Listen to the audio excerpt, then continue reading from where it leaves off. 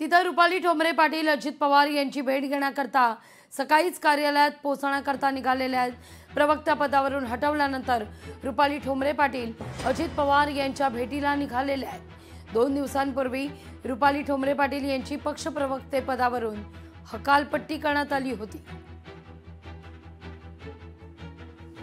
रुपाली ठोंबरे पाटील यांनी आता सकाळीच अजितदादांची भेट घेण्याचं निश्चित केलेलं आहे। अधिक माहिती घेण्याकरता थेट जाते पुण्याला आपले प्रतिनिधी अमोल धर्माधिकारी यांच्याकडे। अमोल, रुपाली ठोंबरे पाटील सकाळीच दादांच्या कार्यालयात पोहोचलेले आहेत, अजित पवार देखील त्या ठिकाणी पोहोचलेले आहेत। नेमका काय संवाद होतोय, किती मिनिटं झाली आहेत?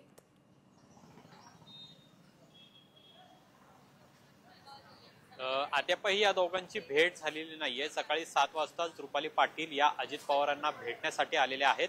मात्र अजित पवार हे थोडे उशिरा आलेले आहेत। आता ते काही वेळापूर्वी या पक्ष कार्यालयामध्ये दाखल झालेले आहेत। मात्र अजित पवार यांच्या आज जे काही आता जिल्हा परिषदेच्या नगरपालिका नगरपंचायतीच्या निवडणुका आहेत त्या अनुषंगाने उमेदवारांच्या मुलाखती अजित पवार घेणार आहेत। त्याचबरोबर पश्चिम महाराष्ट्रातले काही पदाधिकारी हे सुद्धा अजित पवारांना भेटायला आलेले आहेत आणि त्यामुळे हे सगळं नियोजित कार्यक्रम आज अजित पवार यांचे आहेत आणि त्यामुळे खरंच रुपाली पाटील आणि अजित पवार यांची भेट होतीये का हे पाहणं महत्त्वाचं आहे। कारण की रुपाली पाटील या आता पक्ष कार्यालयातून बाहेर पडलेल्या आहेत।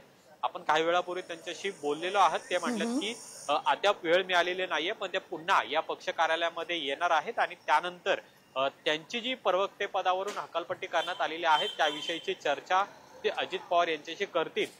पण आजचा जर अजित पवार यांचा दौरा आपण पाहिला दुपारपर्यंतचा, तर तो इथं नियोजित आहे।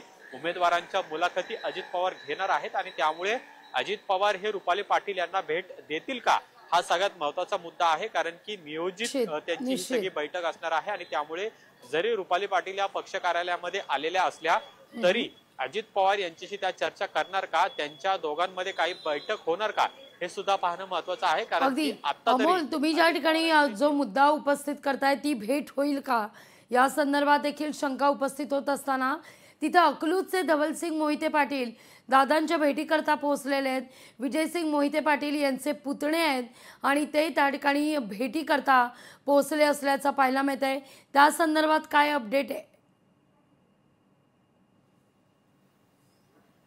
खरं तर सोलापूर जिल्ह्यातली ही सगळ्यात महत्त्वाची घडामोड मानावी लागणार आहे। अकलूजमध्ये विजयसिंह मोहिते पाटील यांचे पुतणे आहेत ते धवलसिंह मोहिते पाटील हे अजित पवारांना त्यांच्या पत्नीसह भेटायला आलेले आहेत। हेच अजित पवार यांचं पुण्यातलं पक्ष कार्यालय आहे आणि इथेच ते भेटण्यासाठी आलेले आहेत काही वेळापूर्वीच। आता आतमध्ये फक्त अजित पवार आहेत, धवलसिंह मोहिते पाटील आहेत आणि त्यांच्या पत्नी आहे। या तिघांमध्येच एक बैठक आहे ती सुरू झालेली आहे आणि त्यामुळे धवलसिंह मोहिते पाटील हे अजित पवार यांच्या पक्षामध्ये प्रवेश करणार का हे पाहणं महत्त्वाचं आहे।